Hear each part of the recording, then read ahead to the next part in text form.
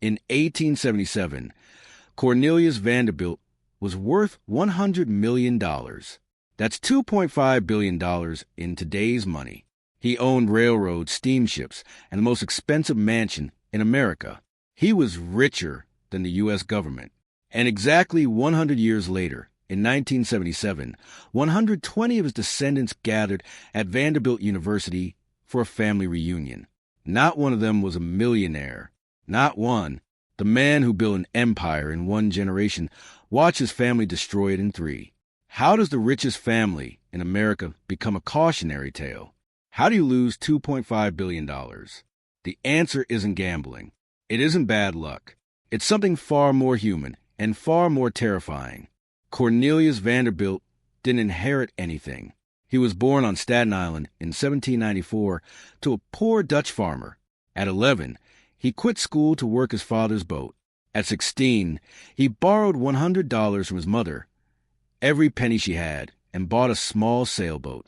He used it to ferry passengers and freight across New York Harbor. He worked 18-hour days. He slept on his boat.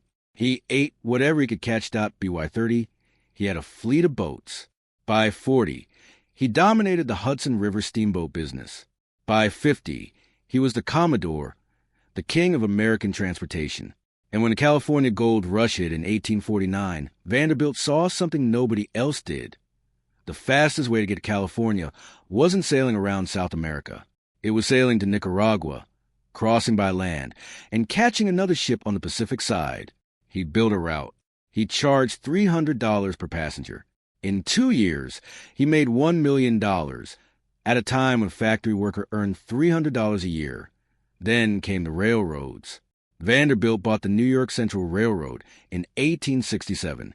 He connected it to Chicago. He lowered fares, drove competitors out of business, and bought their tracks for pennies.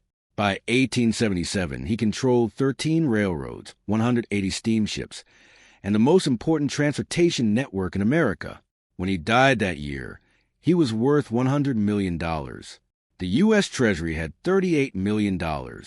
Cornelius Vanderbilt was worth almost 3 times the federal government, and he left almost all of it to one man, his son, William Henry Vanderbilt. William was different from his father. He didn't work on boats. He didn't sleep in offices. He managed money, and he was brilliant at it. In 8 years, he doubled his father's fortune to $200 million. He expanded the railroad empire westward. He built Grand Central Terminal. He bought art, mansions, and political influence. When a reporter asked him if the public good justified his railroad monopolies, he gave the most honest answer in American business history. The public be damned. I am working for my stockholders. But William had a problem his father never faced: 9 children. And those 9 children had 37 grandchildren. And those grandchildren had even more. The Vanderbilt fortune, built by one man, managed by one son, was about to be sliced into pieces by a family that had never learned how money is made, only how it is spent. The 3rd generation was where it started to unravel. William's children didn't build railroads. They built houses. Not houses, palaces. The Breakers in Newport, Rhode Island. 70 rooms, 250,000 square feet, built for $7 million in 1895, $250 million today. Marble House. Next door, a literal temple to excess, with a ballroom covered in real gold leaf. Biltmore in North Carolina, the largest private home in America, 178,926 square feet, with a bowling alley, an indoor pool, and a winery. It cost $5 million to build and $10 million to furnish. The family spent more on one house than most Americans would earn in 10,000 lifetimes, and they didn't stop at houses. They threw parties that cost $250,000. In 1900, they bought yachts the size of warships. They collected art, horses, cars, and titles. Consuelo Vanderbilt was forced by her mother to marry the 9th Duke of Marlborough, not for love, but for a duchess title that cost $2.5 million in dowry. The marriage lasted 26 miserable years. The title cost a fortune. The divorce cost another. Alva Vanderbilt built a $3 million mansion just to throw a costume ball and hired 1,200 servants to run it.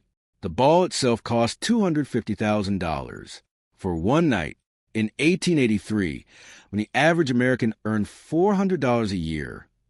This wasn't wealth. This was performance. This was a family trying to prove they belonged in a world their father and grandfather had built, but they had never earned entry to. The fourth generation was worse. By the 1920s, the fortune was split among dozens of heirs. The railroads, the source of all the money, were regulated, taxed, and competed into mediocrity. The mansions became black holes. Property taxes, maintenance, staff salaries. The breakers alone cost $500,000 a year to run. In 1930, during the Great Depression, while Americans stood in bread lines, the Vanderbilts were still trying to keep 70-room palaces heated. Some tried to work.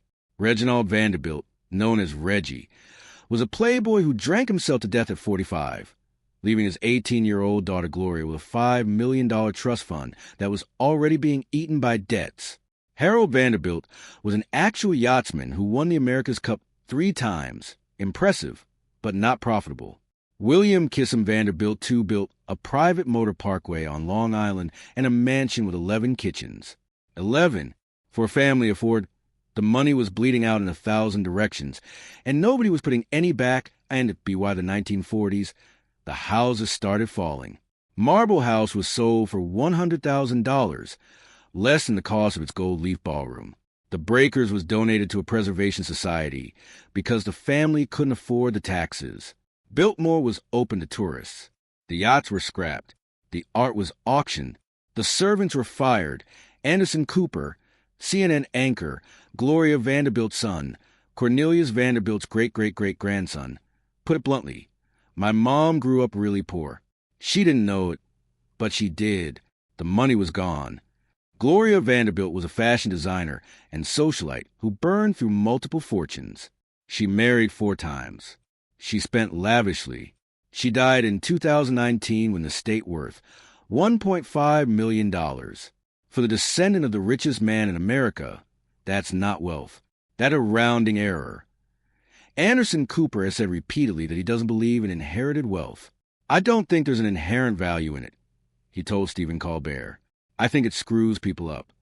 He watched his mother struggle with the weight of a name that meant everything and a bank account that meant nothing. He built his own career. He made his own money. And he has no intention of leaving a massive inheritance to his own children. How do you lose $2.5 billion? Not all at once. Not in a casino or a stock market crash. You lose it slowly. You lose it in marble ballrooms that nobody uses. You lose it in yachts that rust. You lose it in divorces and bad marriages and titles bought with dowries. You lose it in generations who never learned that money is made by waking up at 4 a.m. and sleeping on a boat, not by hiring 1,200 servants for one party. The Vanderbilts didn't fail because they were stupid. They failed because they forgot the one thing Cornelius knew. Wealth is not a birthright. It is a responsibility. And if you treat it like a toy, it will break. Today, the Vanderbilt name lives on in a university, a hospital, and a few crumbling mansions that tourists photograph. The family that once owned America is now a trivia question, a warning, a story grandparents tell their grandchildren about what happens when you give people money they never earned. Cornelius Vanderbilt built an empire because he had nothing and wanted everything. His descendants lost it because they had everything and wanted nothing.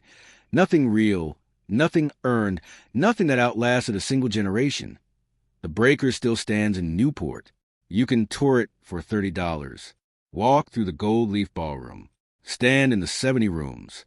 And if you listen closely, you can almost hear the ghost of the Commodore, not angry, just disappointed, wondering how a family that built the railroads forgot how to build anything at all.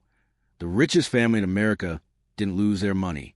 They gave it away, one mansion, one party, one unearned expectation at a time.